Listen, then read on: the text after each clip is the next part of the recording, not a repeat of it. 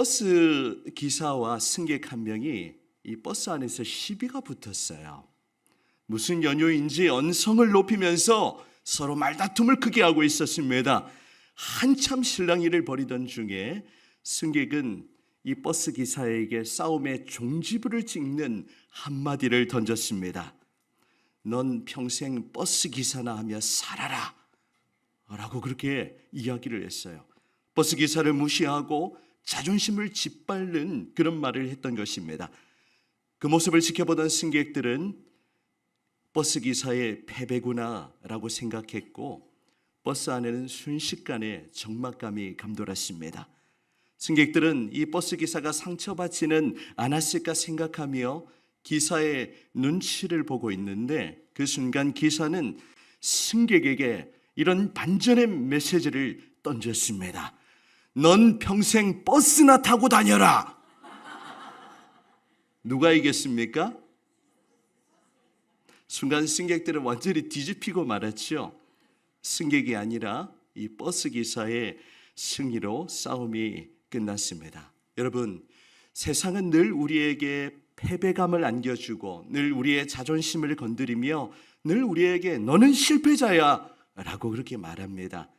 지난 한 주간 세상을 살면서 알지 못하는 그런 무기력함과 패배의식에 사로잡혀 삶을 살아오진 않으셨습니까?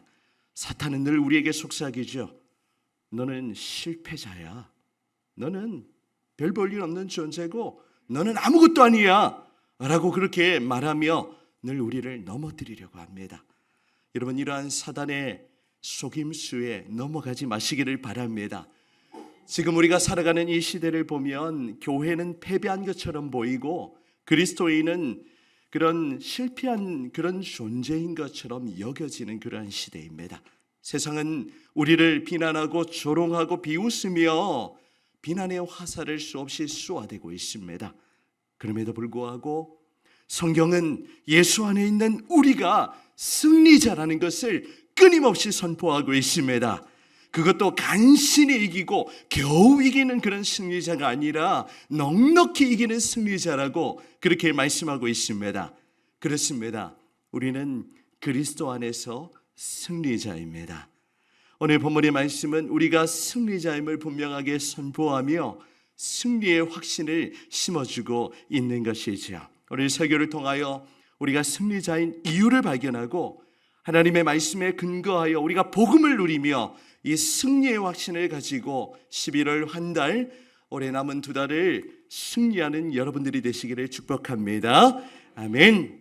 이제 우리 교회는 이번 주간부터 리딩 지저스 로마서를 읽게 됩니다. 이제 복음서와 신약의 역사서인 사도행전을 뒤로하고 이번 주간부터 서신서의 여정을 시작하게 되는데요. 여러분, 서신서는 편지입니다. 서신서가 모두 몇 권일까요? 신약 성경 27권 중에 편지가 모두 몇 권일까요? 앞에 힌트가 나와 있는데요. 21권입니다. 자, 조금 더 띄워주시면 서신서는 크게 두 부류로 분류할 수가 있는데요. 사도 바울이 기록한 바울 서신 13권 보이십니까? 네. 13권과 또 다른 저자들이 기록한 일반 서신 8권 보이십니까?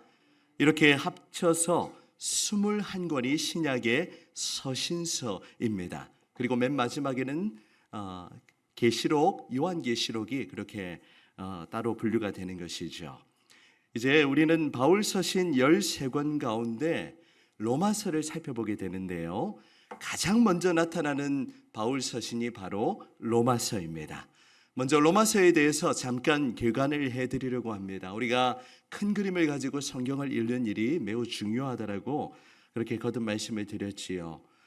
어떤 신학자는 이렇게 말했습니다. 천재지변으로 온 세상의 성경책이 불타 없어진다 할지라도 로마서만 있으면 충분히 구원을 받을 수 있다라고 그렇게 주장했습니다. 왜냐하면 이 로마서에는 타락한 인간이 어떻게 구원받을 수 있는지 그 구원의 길과 복음의 핵심, 복음의 진수가 그렇게 담겨 있기 때문입니다. 그런 의미에서 로마서는 성경 중에 성경이요, 복음 중에 복음이라고 해도 과언이 아닐 것입니다. 바울 서신 가운데 이 로마서는 가장 긴 서신으로 복음의 그 핵심을 잘 기록하고 있는 성경입니다. 그렇다면 로마서는 언제 기록되었을까요? 로마서는 언제 기록되었을까요? 사도 바울이 제3차 전도 여행 중에 고린도 지역에서 로마서를 기록했습니다. 바울은 로마에 있는 성도들에게 편지를 써서 자신의 로마 방문 계획을 그렇게 밝히고 있는데요. 로마서 1장 15절을 보시면 우리 지난주에 선교사님이 전해주신 본문이기도 합니다. 우리 같이 한번 읽어보실까요? 시작. 그러므로 나는 할 수 있는 대로 로마에 있는 너희에게도 복음 전하기를 원하노라. 아멘. 여러분, 바울은 불신자들이 아니라 로마에 있는 교회의 성도들에게 복음을 전하기를 원한다는 그런 고백을 하고 있습니다. 로마 교회의 성도들이 들었던 그 복음, 우리도 그 복음을 끊임없이 들어야 하는 것이죠. 왜 우리가 복음을 들어야 합니까? 왜 우리가 말씀을 들어야 합니까? 왜냐하면 우리의 믿음은 복음의 말씀을 듣는 것으로부터 시작되기 때문입니다. 말씀 안 읽고 말씀 안 들으면요, 믿음이 금방 떨어져요. 로마서 10장 17절, 오늘 굉장히 중요한, 로마서에는 중요한 구절들이 많이 있습니다. 또 같이 한번 읽어보도록 하겠습니다. 시작. 들음에서 나며 들음은 그리스도의 말씀으로 말미암았느니라. 아멘. 우리가 부지런히 말씀을 읽고 들어야 하는 이유가 바로 여기에 있는 것이죠. 우리가 복음의 말씀을 들을 때 우리의 믿음이 자라나고 우리의 믿음이 성장하는 것입니다. 우리가 일주일에 한 번 주일 예배를 드리는 것도 너무나 중요한 일이지만 우리가 매일 리딩 지어스를 통하여 성경을 읽어야 하는 이유가 바로 여기에 있는 것이죠. 이 복음은 모든 믿는 자들에게 구원을 주시는 하나님의 능력인 줄 믿습니다. 이 말씀이 우리의 영혼을 바꾸고 우리의 영적인 그런 성장을 가져다 주는 거예요. 우리가 똑같이 신앙생활을 하지만 사람마다 천차만별입니다. 어떤 사람들은 말씀을 부지런히 읽고 또 그 말씀의 의미를 깊이 깨닫고 말씀 가운데 이렇게 영적으로 성장하시는 분이 있는가 하면 또 어떤 분들은 그냥 일주일에 한 번 예배 드리는 것이 전부예요. 그러면 그 예배도 너무 소중하지만 우리의 믿음이 자라가는 것에 한계가 있는 것입니다. 여러분, 어떤 길을 선택하시겠어요? 저는 우리 부천초독교회 성도들 이 자리에 계신 한 분 한 분이 날마다 이 생명의 말씀으로 우리의 영혼이 살찌고 또 영적으로 계속해서 성장하고 또 그리스도를 닮아가고 영적으로 성숙하는 은혜가 있기를 간절히 소망합니다. 아멘. 여러분, 세계 역사 속에서 수많은 사람들이 이 로마서를 읽고 복음을 듣고 회심을 경험하는 역사들이 있었습니다. 우리 기독교 초기의 위대한 신학자로 이끌음을 받는 우리 어거스틴이라는 인물이 있죠. 우리 하나님의 은혜, 이 은혜의 교리를 최초로 정립한 매우 중요한 신학자입니다. 이 어거스틴 역시 로마서 13장을 읽는 가운데 극적인 회심을 경험했어요. 어떤 말씀인지 소개해드리면 로마서 13장 12절 이하의 말씀입니다. 제가 읽어드릴게요. 밤이 깊고 낮이 가까웠으니 그러므로 우리가 어둠의 일을 벗고 빛의 갑옷을 입자. 13절 낮에와 같이 단정히 행하고 방탕하거나 술 취하지 말며 음란하거나 호색하지 말며 다투거나 시기하지 말고 14절 같이 있습니다. 시작. 오직 주 예수 그리스도로 옷 입고 정욕을 위하여 육신의 일을 도모하지 말라. 아멘.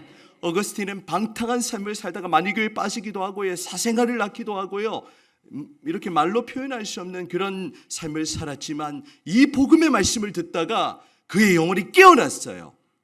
그래서 극적인 회심을 경험하고 그 하나님의 놀라운 은혜를 깨닫게 되었던 거죠. 이 구원이 인간의 노력으로 이루어지는 게 아니고 전적인 하나님의 은혜이구나라는 것을 온몸으로 깨닫게 되었습니다.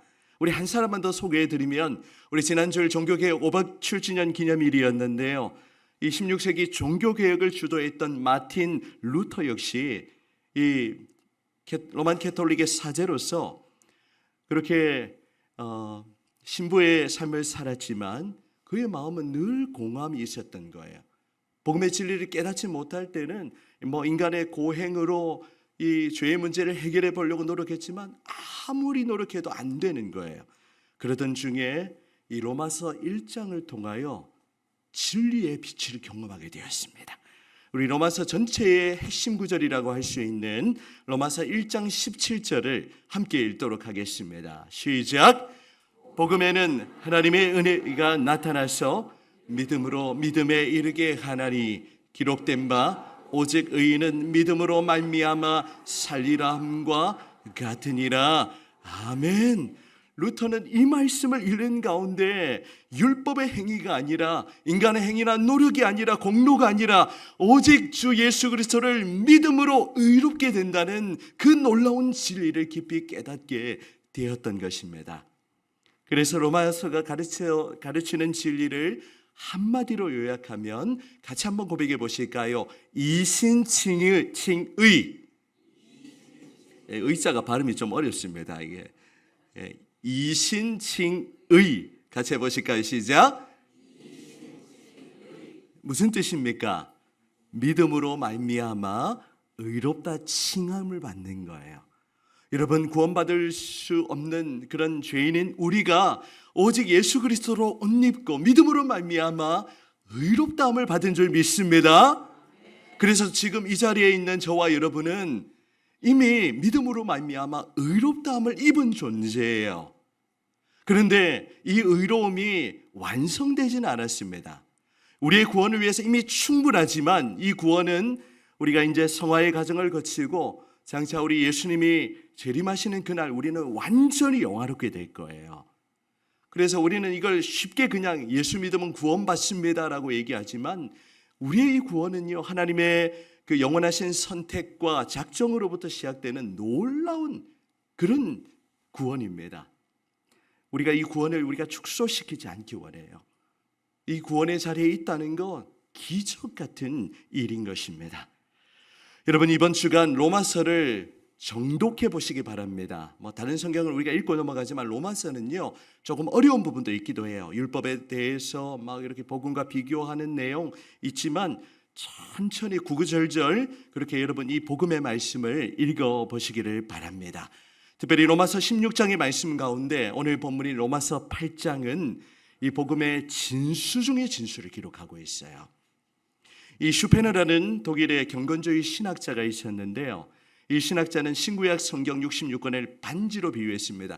제 반지가 보이십니까? 오늘 반지 좀 큰 거 끼고 왔는데 이 성경을 반지로 비유해 본다면 여러 가지 반지가 있잖아요. 금반지도 있고 다이아몬드도 있고 반지가 다양한데 이 로마서는 이 반지 가운데 가장 빛나는 보석과도 같다라고 설명을 했고 그 중에 로마서 8장은요 다이아몬드와 같은 가장 빛나는 보석이라고 그렇게 비유를 했습니다. 그만큼 로마서 8장이 중요하다는 이야기죠. 우리 이전에 고 옥하는 목사님께서 제자훈련을 우리 마치는 그룹에게 이 로마서 8장을 1절부터 오늘 39절까지 전체를 암송하도록 그렇게 했습니다. 그만큼 로마서 8장은 다이아몬드와 같이 반짝반짝 빛나는 그 복음의 진수를 담아내고 있는 것입니다. 로마서 이 8장은요 아무도 흔들 수 없고 아무도 끊을 수 없는 우리의 그 놀라운 구원에 대해서 증거하고 있습니다. 우리가 받은 그 구원이 얼마나 확실한 것인지에 대해서 말씀하고 있는 것이죠. 오늘 이제 우리가 본문 속으로 들어가 보겠는데 오늘 본문을 가만히 주목해 보면요 누가 우리를 이란 표현이 계속 반복해서 나타나는 것을 우리는 보게 됩니다. 성경에서 반복은 그만큼 중요하다는 의미겠죠. 우리는 누가 우리를 이라는 이 질문의 근거에서 우리가 그리스도인의 이 세 가지 승리의 확신을 가질 수가 있습니다. 오늘 이 말씀을 통해 왜 우리가 승리자인지 말씀을 통해서 분명하게 깨닫고 그 복음을 누리는 삶을 살아가시기를 축복합니다. 그리스도의 확신 세 가지입니다. 첫 번째, 세상에 있는 그 누구도 우리를 대적할 수 없다는 확신입니다. 우리 31절을 같이 읽겠습니다. 31절 시작. 그런즉 이 일에 대하여 우리가 무슨 말 하리요?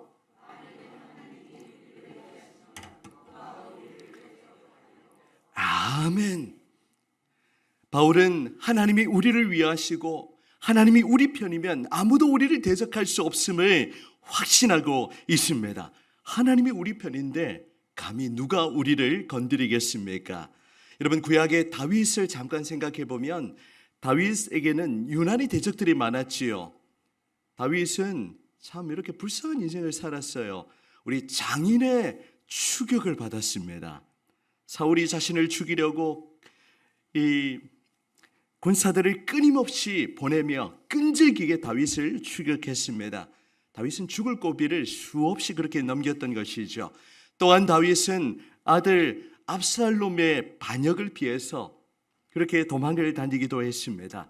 다윗은 훌륭한 성군으로 꼽히지만 그의 인생은요, 인간적으로 보면 매우 비참했어요. 장인이 대적이 되었고 아들이 적이 되었습니다. 모두가 다윗의 적이 되었지만 다윗에게 편이 되어주신 분이 계십니다. 누구실까요? 여호와 하나님이십니다. 하나님이 다윗의 편이 되어주셨던 것이죠. 다윗이 그 추격을 당하는 순간, 그 고난의 순간에도 늘 다윗과 함께 하시며 그의 곁을 지켜주셨습니다. 대적들이 아무리 추격하고 아무리 공격한다 할지라도 다윗을 이길 수가 없었던 거예요. 그래서 다윗은 자신의 시편에서 이런 고백을 하고 있습니다. 시편 118편 7절 말씀 또 같이 한번 읽어보겠습니다. 시작. 여호와께서 내 편이 되사 나를 돕는 자들 중에 계시니 그러므로 나를 미워하는 자들에게 보응하시는 것을 내가 보리로다. 아멘. 누가 내 편이 되신다고요? 여호와 하나님이 내 편이 되십니다. 여러분, 하나님이 다윗에게만 편이 되어 주셨겠습니까? 이 자리에 계신 여러분에게 하나님이 여러분의 편이 되어 주신다는 사실 여러분 믿으시기를 축복합니다. 우리 같이 한번 고백해 보실까요? 하나님이 내 편이십니다. 하나님이 내 편이십니다. 아멘이신가요? 하나님이 내 편이신데 누가 우리를 대적하겠습니까? 이제 더 이상 원수 마귀는 우리를 공격할 수 없습니다. 아무리 사탄이 우리를 향하여 불화살을 쏘아대고 아무리 우리의 구원을 뒤흔들려고 한다 할지라도 우리의 구원은 확실한 줄 믿습니다. 여러분, 세상이 교회를 대적하고 그리스도인들을 비난한다 할지라도 여러분, 여전히 이 시대에도 교회의 영광은 유효하며 우리 그리스도인은 승리자인 줄 믿습니다. 우리가 가져야 하는 첫 번째 확신, 바로 세상은 결코 교회를 대적할 수 없고 또 원수 마귀는 우리 그리스도인을 대적할 수 없다라는 그러한 확신입니다. 여러분, 이러한 시대 가운데 여러분 이제 삶에 적용해 보면 모두가 내 편이 아닌 것 같아요. 왜 이렇게 나를 힘들게 하는 사람이 많습니까? 우리 교회 내에서는 여러분 우리가 서로의 좀 편이 되어줬으면 좋겠어요. 서로를 위해주고 아껴주고 존중해주고 그렇게 우리가 하나님이 우리 서로의 편이라는 걸 우리가 교회에서 깨닫도록 해주었으면 좋겠습니다. 우리 옆에 분들도 한번 격려해 주세요. 하나님이 당신의 편이십니다. 시작. 여러분, 하나님이 서로 내 편이라고 싸우시면 안 됩니다. 하나님은 우리 모두의 편이신 것이죠. 오늘 이 말씀에 근거하여 하나님이 내 편이시기에 아무도 우리를 대적할 수 없다는 이런 믿음의 확신을 가지시기 바랍니다. 두 번째 그리스도인의 확신은 무엇입니까? 아무도 우리를 정죄하거나 고발할 수 없다는 확신입니다. 33절을 보시면 누가 능히 하나님께서 택하신 자들을 고발하리요 의롭다 하신 이는 하나님이시니. 34절 같이 있습니다. 시작. 누가 정죄하리요 죽으실 뿐 아니라 다시 살아나신 이는 그리스도 예수시니 그는 하나님 우편에 계신 자요 우리를 위하여 간구하시는 자시니라. 아멘. 여러분, 바울은 지금 묻고 있습니다. 누가 우리를 고발하리요? 누가 우리를 정죄하리요? 그리스도 예수 안에 있는 우리는 이제 더 이상 정죄함이 없다라는 거예요. 이미 우리는 그리스도 예수 안에서 십자가의 피로 모든 죄를 씻음받고 죄 용서함을 받고 의롭다함을 받았기 때문에 이제 더 이상 그 누구도 우리를 고발하지 못하고 우리를 정죄할 수 없다라는 것을 분명하게 선언하고 있는 것입니다. 하나님이 우리를 향해서 그렇게 의인이라고 인정해 주셨는데 누가 우리를 고발하고 누가 우리를 정죄하겠습니까? 여러분, 사탄은요, 우리의 작은 실수 하나 가지고 끊임없이 우리의 마음에 정죄하는 마음을 심어줍니다. 너는 그런 존재야. 너는 구원받을 자격이 없어. 너는 죄인이고 네가 무슨 하나님의 아들, 하나님의 자녀야 라는 그런 정죄하는 마음을 끊임없이 불어넣습니다. 여러분, 사단의 이 속임수에 넘어가지 마시기를 바랍니다. 우리는 그리스도 예수 안에 있기 때문에 우리에게는 결코 정죄함이 없는 줄 믿습니다. 제가 예배 중에 우리 참회의 기도 후에 사죄의 선언을 하는데 그때 제가 자주 선포하는 말씀 바로 로마서 8장 1절과 2절에 기록되어 있습니다. 우리 함께 그리스도 예수 안에 우리가 참된 자유자임을 함께 우리 말씀을 읽으며 우리 함께 선포하도록 하겠습니다. 시작. 그러므로 이제 그리스도 예수 안에 있는 자에게는 결코 정죄함이 없나니 이는 그리스도 예수 안에 있는 생명의 성령의 법이 죄와 사망의 법에서 너를 해방하였음이라. 아멘. 할렐루야. 이제 그리스도 예수 안에 있는 우리를 이 생명의 성령의 법이 우리를 해방하고 자유케 한 줄 믿습니다. 더 이상 정죄감에 사로잡혀 살아가지 마시기를 바랍니다. 과거에 연연하며 과거에 지은 죄 가지고 아직도 여러분 발목 잡히시면 안 돼요. 날마다 우리가 그리스도 안에 새로운 피조물로 그렇게 살아가야 하는 것이죠. 더 이상 우리가 정죄함에 사로잡힌 그런 존재가 아니라 이제 더 이상 그 누구도 우리를 고발하거나 정죄할 수 없음을 믿음으로 날마다 선포하며 복음을 누리시기 바랍니다. 말씀을 확신하며 살아가시기를 바랍니다. 이거는요, 뭔가 그냥 네 마음대로 살고 그냥 죄 지으며 살라는 걸 얘기한 게 아니에요. 이제 우리가 그리스도 안에 있음을 날마다 믿음으로 선포하며 살아가는 것이죠. 우리가 두 번째 가져야 할 확신, 아무도 우리를 정죄하거나 고발할 수 없다는 그러한 확신입니다. 오늘 본문이 주는 또 한 가지 그리스도의 확신이 있습니다. 무엇이겠습니까? 이 세상의 그 어떤 것도 우리를 그리스도의 사랑에서 끊을 수 없다는 확신입니다. 오늘 35절 말씀 우리 같이 한번 읽어보실까요? 35절입니다. 시작. 누가 우리를 그리스도의 사랑에서 끊으리요?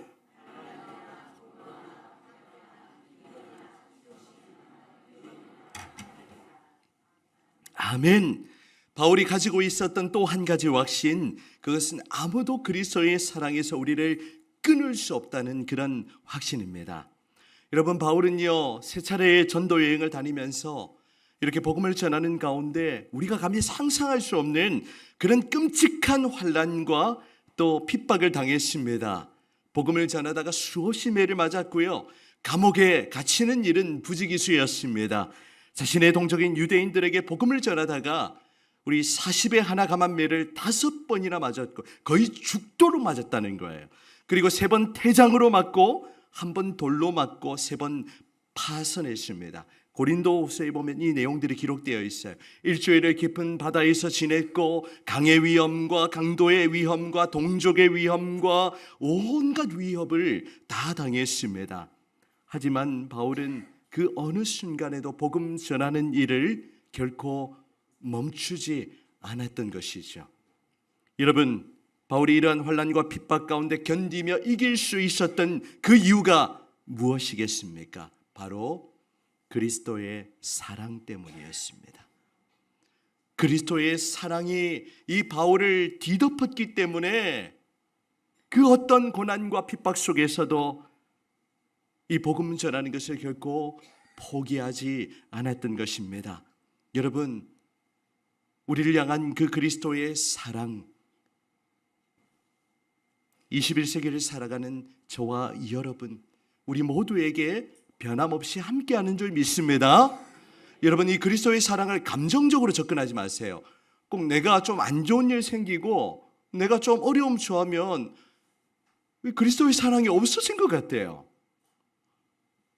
여러분, 그렇게 느낀 적 없으십니까? 우리 교회 안에서 생각지 못하게 조금 성도들하고 긴장이나 갈등 관계가 생기면 하나님이 날 안 사랑한 것 같아요. 감정적으로 접근하지 마시기 바랍니다. 여러분, 어떠한 상황 속에 있든지 간에 상관없이 우리를 향한 그 그리스도의 사랑은 결코 변함이 없는 줄 믿습니다. 이 세상에 그 어떤 것도 이 그리스도의 사랑에서 우리를 끊을 수 없다라는 그 믿음의 확신을 분명하게 가져야 하는 것입니다. 그래서 우리는 이제 이 분명한 승리의 확신을 가져야 하는 거예요. 여러분, 혹시 마음 가운데 이런 패배감에 사로잡혀 있지 않습니까? 내 인생을 보니 늘 실패한 것 같고 늘 아무도 주목하지 않고 그런 별 볼 일 없는 인생이라 할지라도 여러분, 우리는 그리스도 안에서 승리자임을 날마다 선포하며 그렇게 믿음으로 살아가시기를 축복합니다. 그래서 바울은 이 로마서를 통하여 승리를 확신하며 지금 승리의 외침을 하고 있는 거예요. 오늘 본문의 요절이라고 할 수 있는 37절 말씀을 같이 읽도록 하겠습니다. 시작. 그러나 이 모든 일에 우리를 사랑하시는 이로 말미암아 우리가 넉넉히 이기느니라. 아멘. 우리가 어떻게 이긴다고요? 넉넉히 이기느니라. 어떻게 이긴다고요? 넉넉히 이긴다라고 그렇게 선포하고 있습니다. 여러분, 우리는 그리스도 안에 승리자예요. 우리의 삶에 어떠한 고난이 있고 어려움이 있다 할지라도 여러분, 그리스도께서는 그것을 이길 수 있는, 감당할 수 있는 힘과 능력을 주시고 우리에게 또한 피할 길을 열어주시는 줄 믿습니다. 상황을 보며 주눅들지 마시고 그리스도의 사랑으로 승리하는 여러분이 되셨으면 정말 좋겠습니다. 이 그리스도의 사랑이 우리의 모든 삶을 견디도록 하고 버티도록 하는, 그리고 마침내 승리하도록 하는 그런 발판이 되는 것이죠. 오늘 37절을 표준 세번역에 보면 이렇게 번역을 하고 있습니다. 그러나 우리는 이 모든 일에서 우리를 사랑하여 주신 그분을 힘입어서 이기고도 남습니다 라고 그렇게 번역을 하고 있습니다. 하나님은 우리에게 그냥 승리를 주시는 것 아니라 이기고도 남음이 있도록 그렇게 우리를 승리하시는 거예요. 여러분, 날마다 믿음으로 선포하시기를 바랍니다. 어떤 어려움 속에서도 나는 그리스도 안에 승리자입니다. 이 그리스도의 사랑으로 어떤 어려움도 이길 수 있습니다. 여러분, 날마다 선포하시기를 축복합니다. 우리 영어 성경에 보면 우리 젊은 그룹도 있으니까 We are more than conqueror라고 되어 있어요. 무슨 말이냐면 우리는 그 승리자 이상이라는 거예요. 이 로마 시대에 전쟁을 하고 돌아오는 그 승리자들보다 더욱 위대한 존재가 바로 우리 그리스도인이라는 거예요. 이 승리의 소식을 날마다 선포하고 그렇게 여러분이 복음을 누리며 패배자가 아니라 무기력함에 사로잡혀 살아가는 것이 아니라 이 놀라운 승리의 기쁨을 누리며 맛보며 살아가시기를 축복합니다. 오늘 설교 후에 부를 우리 찬송가 304장, 우리 너무 좋아하는 곡이죠. 그 크신 하나님의 사랑. 아마 좋아하시는 분도 많이 계시리라 생각합니다. 이 곡은 우리 독일 출신 음악가이자 목사님인 프레드릭 레만이라는 분이 작사 작곡을 했는데요. 이분은 독일에서 태어나 4살 때 미국으로 이민하여 이민자의 삶을 살았습니다. 그리고 11살에 예수님을 영접하였고 이후에 이제 노스웨스턴 대학이라는 그 대학을 졸업하는 목사가 되었는데 여러 이 시골 교회에서 목회를 시작했어요. 좋은 대학 나오고 좋은 신학교 나오면 큰 교회 가야 하는 거 아닙니까? 시골 교회에서 목회를 했습니다. 이 레만 목사님은 한 곳에 머무르지 않고 여러 지방의 시골 교회를 순회하며 또 순회 사역을 감당했던 것이죠. 그런데 시골에서 목회하는 일이 얼마나 어렵습니까? 여러분, 우리가 앞으로 또 저는 미자립교회라는 말 별로 안 좋아하거든요. 대신에 미래자립교회라는 그 표현을 굉장히 좋아합니다. 우리가 더 많은 교회들을 좀 도와주고 목회자들 우리가 격려하고 그런 일들을 했으면 좋겠어요. 그래서 이 목사님은 이 형편이 교회가 형편이 어려웠기 때문에 생활비를 제공하는 게 어려웠죠. 그래서 가족의 생활비를 벌기 위해서 때로는 가구점 목공으로 일을 하기도 했고 공장이나 병원에서 닥치는 대로 일을 하며 생활비를 벌기도 했습니다. 몸이 힘들 때면 그냥 다 내려놓고 다 포기하고 도시로 가서 편안하게 살고 싶은 그런 마음이 굴뚝 같았습니다. 하지만 그렇게 하지 않으셨죠. 자신이 질 수 있는 십자가라고 생각하며 끝까지 이 시골의 작은 교회를 지켰습니다.